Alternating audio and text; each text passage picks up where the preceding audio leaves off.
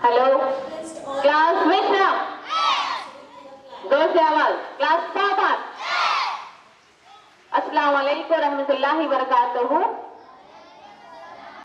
हमारा जो जश्न यौम आज़ादी का जो अहम कड़ी है जो है हमारा फ्लैग होस्टिंग। तो फ्लैग होस्टिंग के लिए मैं हमारे एसडीएमसी चेयरमैन शान साहब सर और हमारे मीर मौलिम और तमाम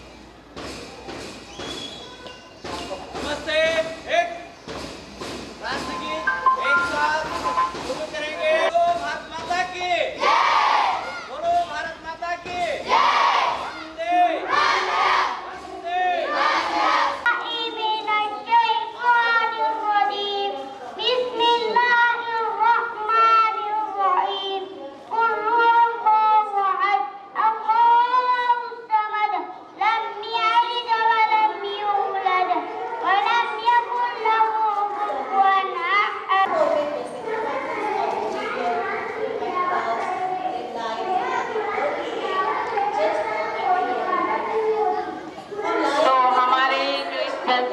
प्रोग्राम है शुरू होने से पहले चाहूंगी कि वो अपने ज़रीन ख्यालात हमारे सामने पेश करें। क्यों डेकोरेटर साहबा रिजवाना इनामदार मैडम साहबा का मैं अपनी दिल की गहराइयों से आपका मैं यहाँ पर वेलकम खैर मकदम करती हूँ।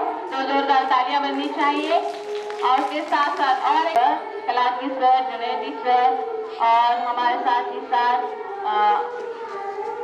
गुली सर और उसके बाद आलमीर सर, हमारे स्कूल की मीर मौलिमा मुनैरा बेगम साहबा। जैसे कि आप सभी को मालूम है, आज का दिन पूरे हिंदुस्तान के हर एक नागरिक के लिए कितना अहम है। आज ही के दिन 1947 में हमारा देश आजाद हुआ और आप तमाम को मालूम है इस आजादी के लिए हमारे लाखों हजारों लोगों ने कुर्बानियां दी थी, जब जाकर हमें ये दिन नसीब हुआ। ये हिंदुस्तान के हर एक अवाम के लिए आज का दिन बड़ा ही जश्न का दिन है, खुशी का दिन है। आज के दिन हमारे वीर जवानों ने अपने कुर्बानियां देकर हम लोगों को आजाद किया है। आज हम आजाद भारत में है इसलिए क्योंकि उनके खून की उन्होंने अपने खून के नजराने पेश किए, तब जाकर हमें आजादी मिली। आज का दिन मेरे प्यारे बच्चों बहुत ही अहम है। जिस तरह हर एक ईद होती है उसी तरह उस ईद से भी बढ़कर आज का दिन हमारे लिए बहुत अहम है।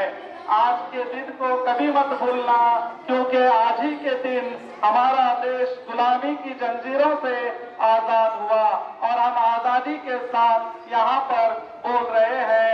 ये बोलने का मौका भी आजादी के बाद ही मिला।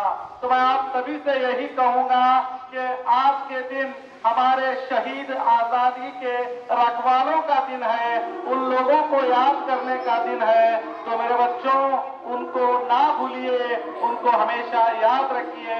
उन्हीं की कुर्बानियों की वजह से आज का दिन हमें नसीब हुआ है। अल्लाह का करम है कि आज हम आजाद भारत में रह रहे हैं। मगर आज आजादी के 78 साल हो चुके हैं, मगर उस वक्त ये हाल था कि हमें बोलने पर भी पाबंदी थी। यहाँ तक के हर तरफ अंग्रेज हमें लूटने आए थे, लूट रहे थे, हर मजहब में आपस में हमें बांट रहे थे, अपने तौर पर कानून बना रहे थे। मगर आज भी कुछ काले अंग्रेज हमारे पर राज कर रहे हैं। कुछ ऐसे लगता है कि हमें बांटने की कोशिश कर रहे हैं। हम आप सब आने वाले कल हैं, ऐसे लोगों को आप लोगों को जवाब देना चाहिए। ऐसे लोग जो देश को बांटने की कोशिश करते हैं, ऐसे लोगों के लिए आप लोग ज्यादा से ज्यादा तालीम हासिल करें, क्योंकि याद रखिए हथियार उठाने से जंग जीती नहीं जाती, तालीम हासिल करने से जंग जीती जाती है। तो तालीम बहुत अहम है। अगर आपको इस देश के लिए कुछ करना है तो आपको पढ़ना होगा। आप जितना पढ़ोगे उतना ही इस देश के लिए कर पाओगे। जो गोरे अंग्रेजों को भगाया था, अगर आपने इसी तरह तालीम के मैदान में आगे आएंगे, जो इस देश में नफरत बांटकर हिंदू मुसलमानों को अलग करने की कोशिश कर रहे हैं, देश को बांटने की कोशिश कर रहे हैं, उनको आप लोग ही पढ़ लिख कर बड़े ओहदे पर पहुंचकर जवाब दे सकते हैं। देश के बंटवारे करने वाले काले अंग्रेजों को जवाब दे सकते हैं। मैं हमेशा आपसे कहूंगा, कोई भी हो, हमेशा हर जात का सम्मान करे, हर एक मजहब का सम्मान करे, हर एक व्यक्ति का सम्मान करे। याद रखिए, देश सबका है।